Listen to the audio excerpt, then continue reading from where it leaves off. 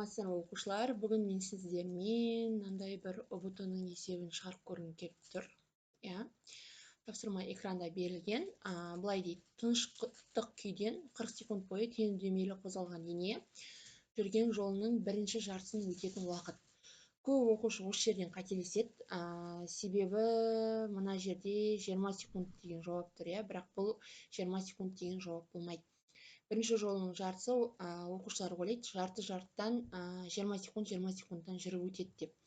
Бірақ мұнда бізде мәтінде подсказка берілген. Тең үдемелі деген сөз бар. Тең үдемелі деген сөз, яғни дененің жылдамдығы бірдей емес, бір қалыпты қозғалыс емес дегенді білдіреді.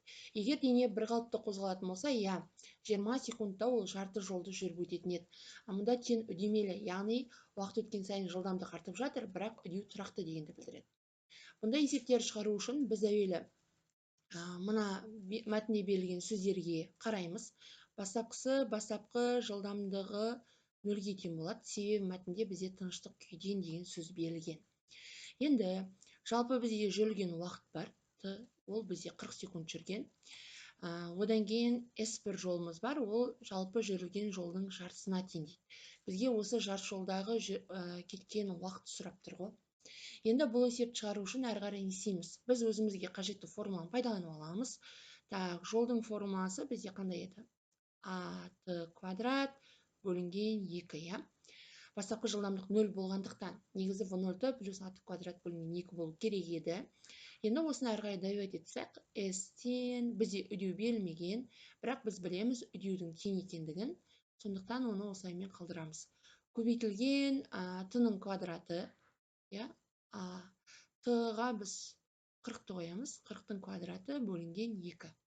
Енді әрі қарай қоятын болсақ, сонда не болады? А көбейтілген 40-тың квадраты бізде 1600 бөлемін 2. Мына 1600 бен 2-ні қысқартып жібереміз. Сонда бізде S-іміз неге тең болады? 800-ға тең болады. Енді бұл біздің сонда жалпы ол 800 көбейтілген А үдеу жүрген ғой. Енді екіншісіне мына мәтінге қайтып келеміз. Жолдың бірінші жартысы, яғни жүрген жолым S1-ім ол жолдың жартысына тең. Енді S1 үшін теңдеу құрып аламын, ол неге тең? А көбейтілген Т1-дің квадраты бөлінген 2. Біз S1-дің мынаған тең екенін білеміз, жолдың жартысына тең екен. Осыны әкеп қоямыз. Сонда не болады? S бөлінген 2 тең болады А Т1 квадрат бөлінген 2. S-ің орнына мына 800-дан алып келем. Сонда не болады? 800А бөлінген 2 тең А Т1 квадрат бөлінген 2.